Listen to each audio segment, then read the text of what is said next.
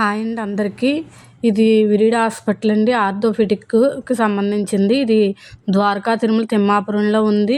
ఎముకల సమస్యలతో బాధపడేవారు, మేము ఇంత డబ్బు పెట్టి ఖర్చు చేసి చేయించుకోలేమన్న వాళ్ళందరికీ ఇది గొప్ప వరం అండి.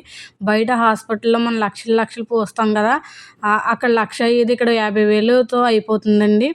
చాలా ట్రీట్మెంట్ అయితే చూసుకోక్కర్లేదు. ఇది ఎంట్రన్స్‌లోని ఇటువంటి ట్రీట్మెంట్ నిజంగా ఈ చుట్టుపక్కల అంటే నాకు తెలిసి ఏ హాస్పిటల్లో కూడా దొరకదు. అదే కాకుండా ఇక్కడ హాస్పిటల్ అన్న ఫీలింగ్ ఉండదు. ఒక ఆశ్రమం, ఒక ఇంట్లో ఉన్నట్టే ఉంటుంది. నేను ద్వారకా తిరుమల వెళ్ళొస్తుండగా నాకు యాక్సిడెంట్ అయ్యింది. అప్పుడు నాకు తెలీదు. నేను గుడికి దర్శనం చేసుకుని వస్తుండగా యాక్సిడెంట్ అయింది తెలీదు. యాపిల్ హాస్పిటల్‌కి తీసుకెళ్లారు అంబులెన్స్ ద్వారా. చాలా క్రిటికల్ సిచ్యువేషను. 3 మంత్స్ వరకు కూడా కోలుకోవడం కష్టమైంది. ఇప్పుడు రాడ్ తీయించుకోవడానికి వచ్చాను నేను. అప్పుడు కాలు ఇరిగిపోయింది, రాడ్ వేసారు ఆ యాక్సిడెంట్‌లో. ఇక్కడ రాడ్ తీయించుకుంటానికి వచ్చాను. మా ఊరు ఒకతను చెప్పారు. అయితే అడ్రస్ గట్రా చెప్పలేదు. పలానా ద్వారకా తిరుమల హాస్పిటల్ అన్నారు అంతే. వాళ్ళ ఆవిడకి మోకాలు ఆపరేషన్‌కి ఎక్కడికో వెళ్తే 4,00,000 అవుతుంది. సారీ, ₹1,00,000 ఎంతో అవుతుంది అన్నారంట. ఇక్కడికి వచ్చేసి అతను ఏం అవసరం లేదమ్మా, ఒక 4 సంవత్సరాల దాకా ఆపరేషన్ లేదన్నారట. చాలా మంచిదమ్మా, ఎక్కడికైనా వెళ్తే తలిపిస్తారు, ఇక్కడ చాలా బాగా చూస్తారని అన్నారు.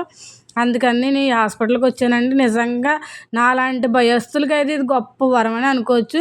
ఎంట్రన్స్లో ఇగో వెంకటేశ్వర స్వామి అండి. మార్నింగ్ ఈవినింగ్ కూడా పూజలు చేస్తారు. బ్రాహ్మణులు అతను వస్తారండి. చాలా బాగుంటుంది హాస్పిటల్ అయితే, ఎక్కడ చూసుకోక్కర్లేదు. ట్రీట్మెంట్ అయితే సూపర్ ఉంటుంది. నేను ఆపరేషన్ చేయించుకున్నాక 15 డేస్ కంటే అది కాలు కుట్లు తీయించుకోవడానికి వచ్చాను ఆ రోజు.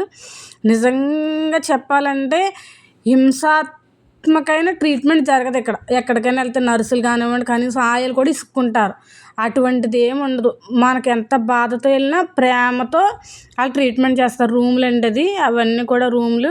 నాకు ఆపరేషన్ అయిన రోజునది సాయంత్రం అన్నమాట. నిజంగా ఫుడ్కి మెయిన్ ఏంటంటే ఫుడ్కి కూడా ఇబ్బంది పడక్కర్లేదు. అయ్యో ఎంత దూరం నుంచి వచ్చాం, మాకు భోజనం ఎలాగా, క్యారేజీలు తెచ్చేవాళ్ళు లేరు, అటువంటి బాధ లేదు. ఫుడ్ అక్కడే పెడతారు. మార్నింగు వాళ్ళే పెడతారు. వెంకటేశ్వర స్వామి గుడి కాడ నుంచి వస్తాయి. అద్భుత.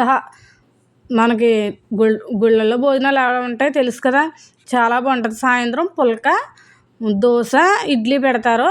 అయితే ఒకటే చాయిస్, పేషెంట్ పక్కన ఉన్న వాళ్ళకి పెడతారన్నమాట.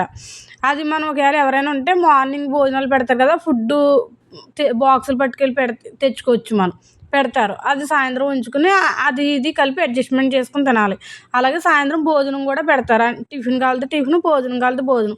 ఇది భోజనానికి వెళ్ళే దారి అన్నమాట. అయితే సాయంత్రం క్యాటరింగ్ టిఫిన్ పెట్టేదారు వేరు, మార్నింగ్ భోజనాలు పెట్టేదారు వేరు. ఎక్కడ కూడా ఇది హాస్పిటల్ ఇది కదా అన్నట్టు ఉండదు. అవన్నీ చూసారు, కరివేపాకు చెట్లు అవన్నీ కూడా మంచి స్మెల్తో.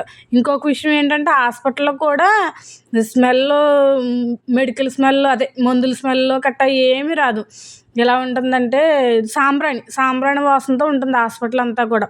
అదంతా హాస్పిటలే, ఎక్కడ కూడా ఉండదు. ఎవరైనా వెళ్ళండి, ఇబ్బంది పడే వాళ్ళు.